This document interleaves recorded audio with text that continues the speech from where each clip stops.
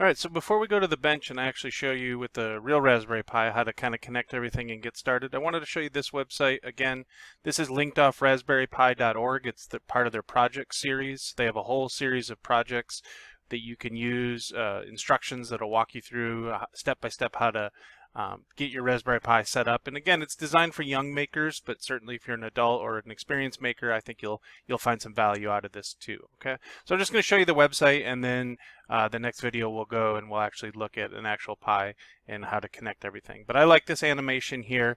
It's just showing where you're going to plug everything in. Again, this is assuming a Raspberry Pi 4, recording in June of 2020. So the Raspberry Pi 4 is the newest model. So we talked a little bit already about what you need, but if you have a Raspberry Pi 4, you need a USB-C power supply. So if you have a Raspberry Pi 2 or a 1, which at this point are pretty hard to find, but a 2 or a 3, you can use the micro USB that you would use with your mobile phone. But if you have the newest Raspberry Pi 4, you need a USB-C connector. And so that's what this is talking about here. Okay, so get your SD card. You need to load up the operating system on it first. And so we'll walk through how to do that in a later video. But once you have the operating system on your SD card, remember that's kind of like the hard drive of the Raspberry Pi. So if you're not familiar, the little SD card will be the hard drive of the actual computer, and you can swap that in and out. Obviously, turn the power off, but then you can swap in and out different SD cards to have different operating systems and different features on your Pi, which is really neat. So this site again talks about some of the stuff you need, but if you missed this part, watch the prior video or the prior segment, and we go over what you need. Okay, so here's how you set up your SD card. Again, we went over this in prior video, and I'm going to show you how to do this on the computer here in a minute or in another video, but this walks you through that. But what I really want to get down to here is this is getting the operating system on the SD card. Here's how you connect everything.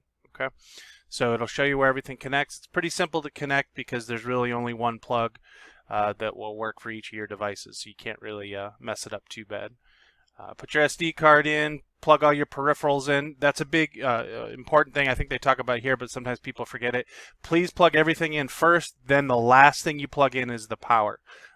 Sometimes you get weird things happening if you plug the power in because there's no on-off switch natively on a Raspberry Pi. That's one thing that kind of throws people.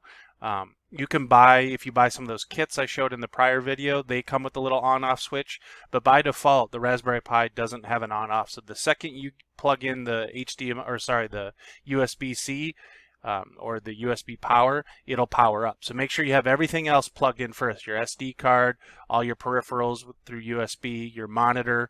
If you're using external speakers, any of that should be plugged in first, and then the last thing you plug in is the USB power.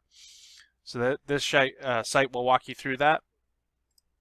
So when it starts up, you're going to see some little raspberries that'll pop up in the corner, and that means you know it's working. If you don't see these pop up right away, and maybe you just see a little light on the Raspberry Pi blinking, or you see a black screen, kind of like you see here, that means something's wrong. Generally what happened is it's something with your operating system. So maybe you didn't format the SD card correctly. I'll do a troubleshooting video later on as well, so to give you some tips on things you can look at if things aren't booting up properly. So if you don't see these 4 Raspberry Pis, each one of those represents the core, so it's a quad-core processor. Older Raspberry Pis only had one of these because it only had 1 core. But I think since the 3, I believe maybe the 2, it's a quad-core processor, so it actually has 4 processors built into the die of the processor. But if you see that going, you'll see these 4 Raspberry Pis. You might see some text, or you might see a nice welcome screen. But this is the boot desktop. This is what the desktop will look. So if you get here, you know everything is working. And so that's really what you're trying to get to. If you can get to this, I believe this is the default, pointing at my screen like you can see me. But you can see the desktop here this is the default desktop wallpaper. I believe as of June 2020, this is the default, but you'll see some desktop wallpaper. The key you're looking for is up here in the top left corner. That's kind of the start menu. So if you're coming from a Windows background, you got the start button right down here in the bottom. Well, in a Raspberry Pi, they put up in the top left, which I believe you can move, but up in the top left, and that's your little button to start where all your applications are. So if you got everything hooked up and you boot it up and you gave it USB power and you see this, you know it's working. Believe it or not, that can take a while to get to that step. When I first started, it probably took me 4 or 5 attempts to get there because the SD card was formatted wrong. Maybe something was plugged in wrong. You might not have the correct power source. Remember, especially with the Raspberry Pi 4 or even the 3, if you don't have a strong enough power supply, it sometimes won't boot. Okay, so that's how the Pi is very different from a traditional computer. Those are things you don't have to think about when you're booting up your laptop or your desktop. Because a Pi is designed to be, used by tinkerers and hobbyists, that you kind of have to figure that some on your own. I believe in the newest versions, again, I'm in June 2020 here when this video is being recorded, but in the newest versions of the operating system, it'll walk you through this finishing setup, which is really nice. So as long as your mouse is plugged in and your keyboard, which they already should be, you should be able to type in your Wi-Fi password. Remember, the Raspberry Pi is designed and made in the UK, so it defaults everything to British English and the British keyboard. If you're in the US, you're going to want to change to the US keyboard. Believe it or not, there's some things that are in different spots, and it'll cause lots of headaches. So if you're in the US, change it to US English, US keyboard, those types of things, time zone. I would change your password, right? Good password management. By default, the login is Raspberry and the password is Pi. So the username is Raspberry and the password is Pi.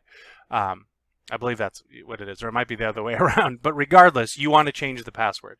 So you want to change the password. You shouldn't ever have to know the login unless you get into like the Linux side of things, which will be a whole separate topic.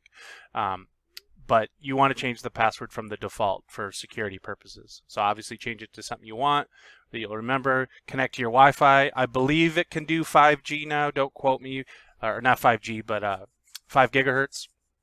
2.4 gigahertz is kind of the default for Wi-Fi for the last several years. 5 gigahertz, I believe it can do 5 gigahertz as well, but don't quote me. But any Wi-Fi, older Wi-Fi standard should work as well.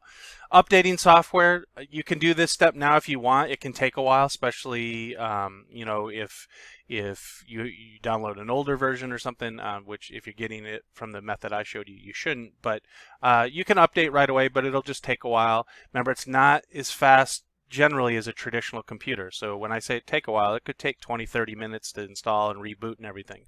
So if you're impatient, you might want to wait on that. Typically when I do this with young kids or young makers, we always skip this step because they don't want to sit there for 30 minutes and wait, right? But that's up to you. And then once you get everything set up, you'll have to reboot it.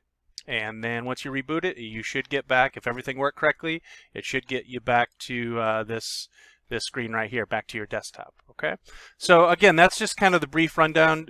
Use this website here. It's raspberrypi.org, and it's on their projects website. So if you just go to projects.raspberrypi.org, or you can go to raspberrypi.org and search for their projects. I think it's right at the top.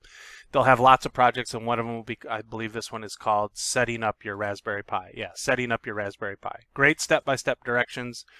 Perfect way to get started. Well, next, or in another video here coming up, I'll actually get to the bench and we'll look at what it, I'll pull one Raspberry Pi and I'll show you where you need to hook everything up. But this is, this is a good place you have enough now to know, once you know what to purchase, and once you've know where to plug everything in, how to start it up, you're good to go, and you can often, sky's the limit from there. We'll go over some projects and stuff later in later videos. So good luck.